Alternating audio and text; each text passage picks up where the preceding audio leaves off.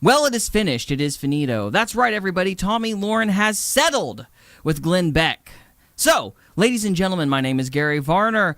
This is Renegade Reason, and today, my final thoughts on Tomi Lahren's final thoughts. That's a terrible title, but I don't know what else to name this video. Let's just do the intro. Let's just get into it.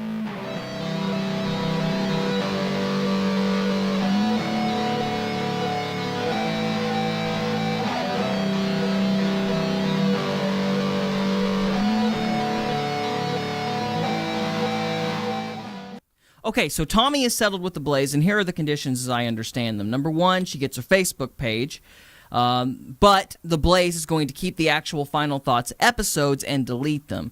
And now Tomi Lahren is allowed to search for other avenues of work. So that's the situation as I understand it. Now let me just say right away, I don't really think she's off to a great start. And I'll explain why here in a minute, but she's made a couple tactical errors, in my opinion. The first one being that she actually did an interview with Playboy right out of the boot. Yeah, I said that right. Playboy. Her intellectual articles on abortion, next to naked women. Kind of sends a mixed message, I think, just a little bit. But anyway, here's the article. During a Final Thoughts monologue last year, you were discussing Dunham and describing that you felt like she was glorifying abortion, which led you to referring to her as a baby killer because, according to you, she was not acknowledging that abortion is a difficult choice and wished she could have murdered a fetus. If you're saying, I wish I could have an abortion, you're a baby killer. People have been twisting this around and saying I'm a hypocrite, which makes me so mad. What I said is you have to acknowledge that pro-choice means a choice. By not acknowledging that a choice exists, you are a baby killer. The fact that they have used that to say I'm a flip-flopper makes me so angry. Do you believe that abortion is murder? I don't think it's a black and white issue. I don't know where I fall on that. I really don't. I can't look at somebody who's gone through rape or incest, and because they believe they should have an abortion, I can't look at them as a baby killer. I believe we have to approach these issues with compassion and understanding and try to help people. Have you ever been pro-life? I'm anti-abortion, but I'm pro-choice because I don't believe the government does most things well. In the same way that I don't believe a gun-free zone or a weapons ban is going to limit violence. I also don't believe government-restricted abortion is going to lessen abortion. It's going to make it less safe and more dangerous for the mother and the baby, which is why I take the position that I'm pro-choice, but personally, I'm anti-abortion. Okay. I know that sounds really convoluted and inconsistent. I've actually heard this argument before, and to some degree, I understand it. I don't agree with everything that she said, but I do. It's not like it's an unheld position. It's not something that nobody's ever heard before. It's not a brand new position to have. But before I get to that, though, let me just talk about why I think her interview with Playboy is a mistake. Number one, it's not necessarily because it's, for naked women, and I swear I just read it for the articles.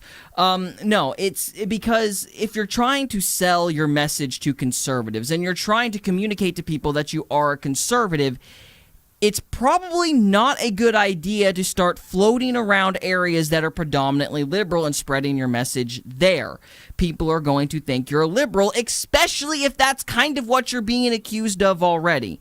Now, you can take the road that this show tries to take and goes, screw both of you! You all suck! These are my opinions, and that's all I'm going to say about that. I have these opinions because I want to have these opinions, and you parties can go to hell. Now, that's our avenue, but if you, as Tomi Lahren, are trying to communicate that you're a alt-right conservative, pro-Trump, as far to the right as you can get type, it's not a good idea to do this. It's not a good idea to be floating around to these different liberal areas defending a pro-choice sentiment, at least from a perception level. So I think this is a mistake. Now, on to what she actually said. Is abortion murder? Yeah. And as far as this kill the baby because of incest or rape, kill the rapist, not the baby, okay? Anything else is murder. Why should a baby have to pay for the crimes of somebody else? That's my opinion on that. Anyway, But from a pragmatic standpoint, I understand what she's saying legally. Here's the bottom line. Prohibition tactics do not work. I get it when she says that. Name one time that a ban or something just outlawed outright has been effective and has stopped anything. If your goal is to minimize something, to keep it from being done, if that's what you're wanting to accomplish, tell me one time in history where an outright ban has actually done what it's supposed to do. Okay, the purpose of a law is to provide a scenario and a collection of punishments should the inevitable happen. There is no ban on murder. There is no ban on crime. You know, that sort of thing is, well, logically stupid. So to have a ban doesn't work. And that's why the drug war is so ridiculous and everything, and the gun bans are so ridiculous, because that's not the purpose of the law. The purpose of the law is not to ban things. It is to create a set of crime, a set of scenarios, or a set of punishments should a crime be committed.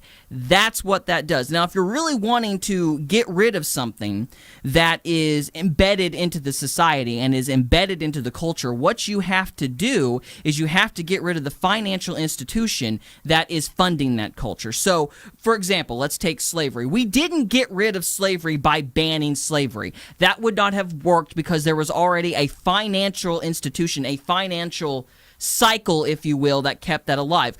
All it would have accomplished was all it would have done is it would have forced slavery underground. You would have just got rid of the shops on the streets. You wouldn't have actually gotten rid of slavery if you just made an outright ban.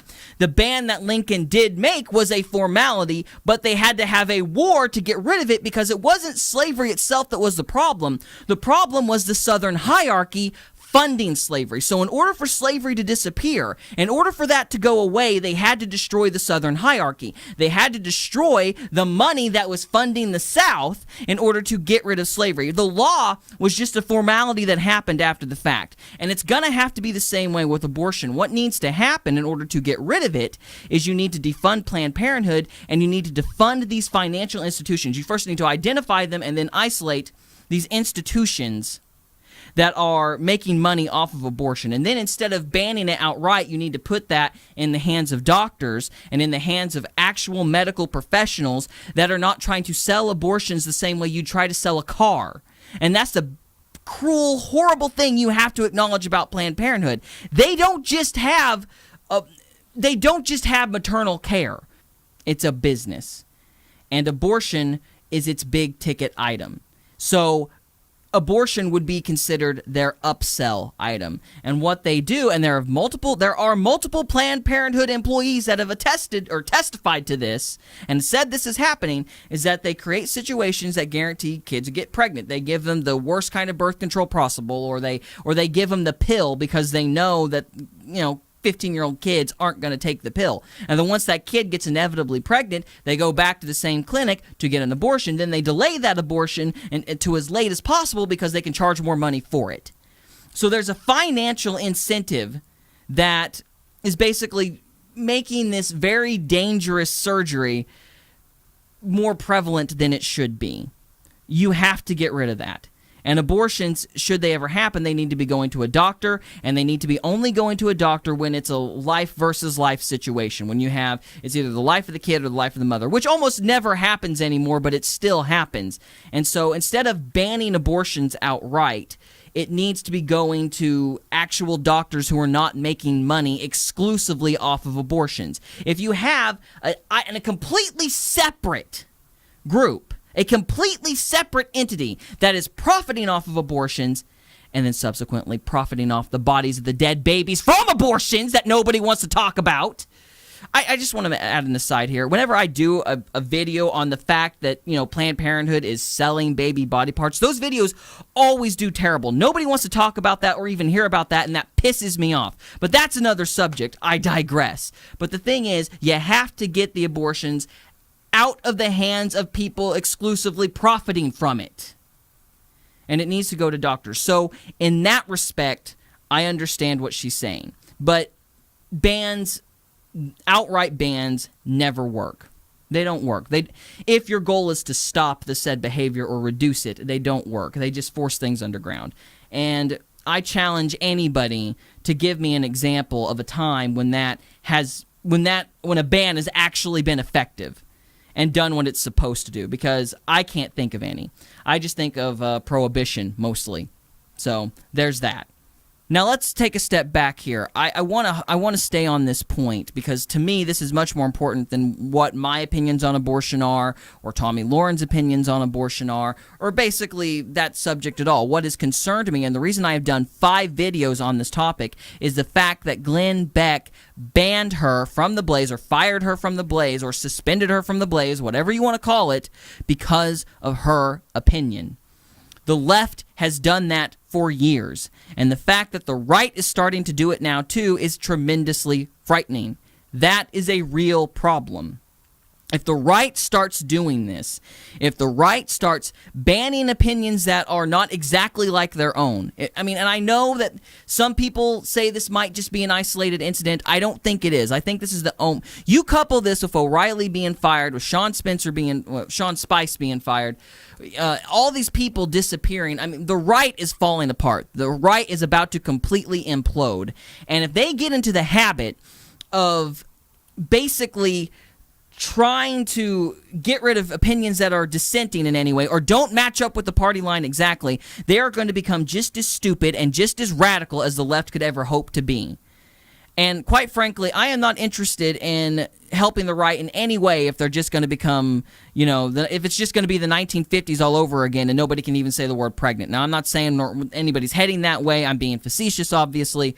But this is the start of something really bad. The fact that Beck did this is the start of something really bad. Now, the Blaze has said that they didn't fire Tomi Lahren because of her pro-choice stance. They fired her because she was a diva and all of this. But we all know that's a big line of bullshit. It's bullshit, because why would they fire her when they fired her? And even if this was the case, what that means is that they were just basically sitting down waiting for her to screw up so they could get rid of her, which is even more duplicitous. There is no way that they can spin this around like it's a good decision. It was a bad decision, and it sets a horrible precedent. Nobody seems to be realizing this yet, and I guess this would be my final thoughts on this, the right is about to implode. The right is in real trouble. They're about to experience a crash. And it's incredible, because just not even 2 months ago, they were winning. They had the left on the ropes, and now the right's about to collapse altogether, and it's absolutely amazing. But really, the turning point was Milo Yiannopoulos being fired from Breitbart. That whole thing was just a line of horse crap, and the fact that it had any sort of effect is just remarkable. And what it did was it gave the media their authority back. And this was something, I hate to brag on my own videos, but I'm going to do it anyway. This is something that we warned about exactly when it happened. If they committed to firing Milo, it gave the media their authority back, and they have taken advantage of it, and now they're firing everybody else for just random bullshit claims. And so now the liberal media is winning again, and the right is it's about to collapse. It is about to completely and totally collapse. And God willing, I'll be able to get a video about that in tomorrow, but we'll see. So anyway, guys, that's all I have for this episode. Thank you so much for watching. I'm pretty sure this is going to be the last video I do on this topic. Thank you, Jesus, because I'm kind of burned out on it. And I'm depressed about it, too. Because like I've said a million times, Beck was like my role model. He's the guy that inspired me to even get into all of this. So the fact that I'm even having to do these stupid videos on a guy I admire immensely and call him a jackass for what he's doing, it bothers me on a very deep level. I've always been a big fan of him, and I hate being in this situation. But this is not right. And this is an omen for something really, really bad on the right, I should say. Anyway. Guys, that's all we have for this episode. Thank you so much for watching. Of course, if you like this video, please like, share, and subscribe, and all of that. And God willing, we'll see you again. Peace.